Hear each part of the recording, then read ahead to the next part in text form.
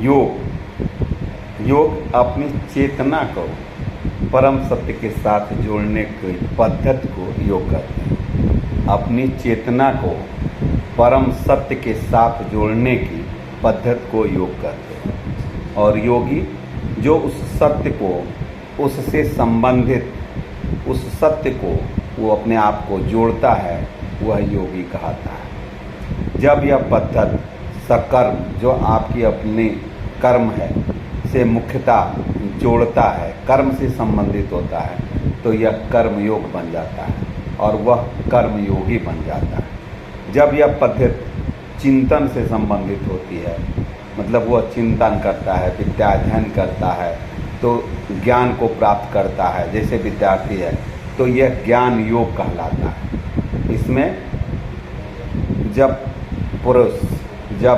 मनुष्य अपने को ज्ञान से, चिंतन से जोड़ता है, तो वह ज्ञान योगी कहलाता है। जब यह पद्धति भगवान की भक्ति से जोड़ता है, भक्ति से संबंधित होता है, तो यह भक्ति योग कहलाता है। यानी योग माने अपने आप को जोड़ना। जैसे अगर विद्यार्थी जब अपने आप को अध्ययन से जोड़ता है, तो वह विद्यार्थी बनता है और वह सत्य को, वह ज्ञान को अर्जित करता है और अपने लक्ष्य को प्राप्त करके वह विद्यार्थी जीवन में सफल होता है। तो योगी बनो। गृहस्थ जब अपने सांसारिक पारिवारिक से संबंधित कार्यों से अपने आप को जोड़ता है, तो वह गृहस्थ बनता है। जब कृषक अपने खेती से जोड़ता है, तभी वह कृषक कहलाता है।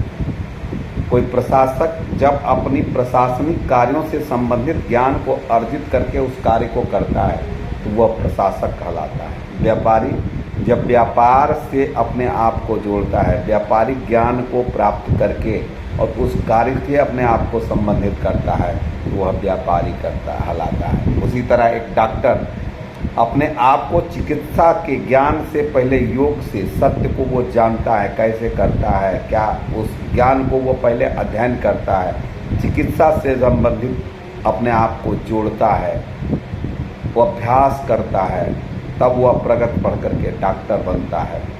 उसी तरह इंजीनियर जब अपने आप को टेक्निकल नॉलेज से, तकनीकी ज्ञान से जोड़ता है, तो वह इंजीनियर बनता है। तो योगी बनना मतलब अपने आप को उस कार्य से जोड़ना योगी कहलाता है। जैसे विद्यार्थी पुस्तक से वह अगर अपने आप से संबंध को जोड़ता है, तो वह जो है विद्यार्थी। गृहस्थ अपने पारिवारिक संबंधों से जोड़ता है, सामाजिक संबंधों से जोड़ता है। किसान अपने को खेती से योग करता है, जोड़ता है।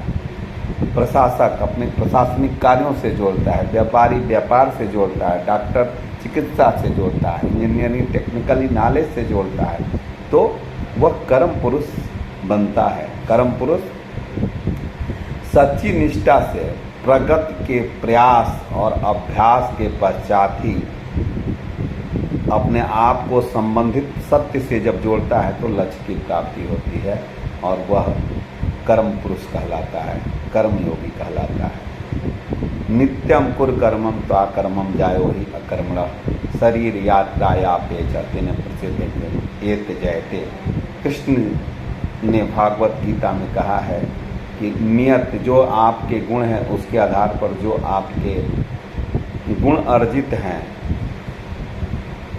उसके अनुसार से आपको कर्म करना पड़ेगा। कर्म करना चाहिए भी, क्योंकि कर्म न करने की अपेक्षा कर्म करना श्रेष्ठ है, इसलिए कर्म करो।